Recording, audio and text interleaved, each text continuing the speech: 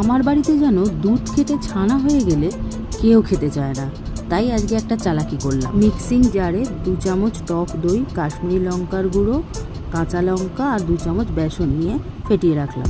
এবার কড়াইতে তেল গরম করে কসুরি মেথি আর শুকনো লঙ্কা ফোড়নে দিয়ে ওই ব্যাটারটা দিয়ে ভালো করে কষতে হবে। কিছুক্ষণ নাড়ার পরে একটা টমেটো দিয়ে আবারও ভালো করে কষতে হবে।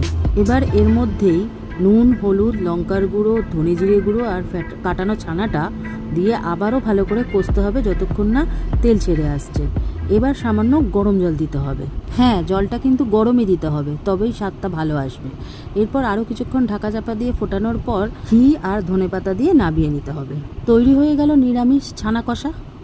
আমার বাড়িতে যেন দুধ খেতে ছানা হয়ে গেলে কেউ খেতে চায় না, তাই আজকে একটা চালাকি করলাম। মিক্সিং জারে 2 চামচ টক দই, কাশ্মীরি লঙ্কার গুঁড়ো, কাঁচা লঙ্কা আর 2 চামচ বেসন নিয়ে ফেটিয়ে রাখলাম।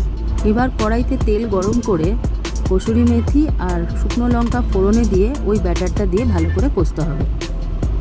কিছুক্ষণ নাড়ার পরে একটা টমেটো দিয়ে আবারও ভালো করে কষতে হবে।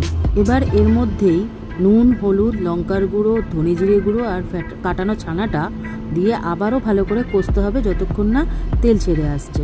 এবার সামান্য গরম জল দিতে হবে।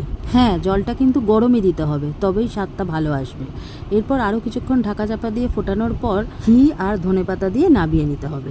তৈরি হয়ে গেল নিরামিষ ছানা কষা।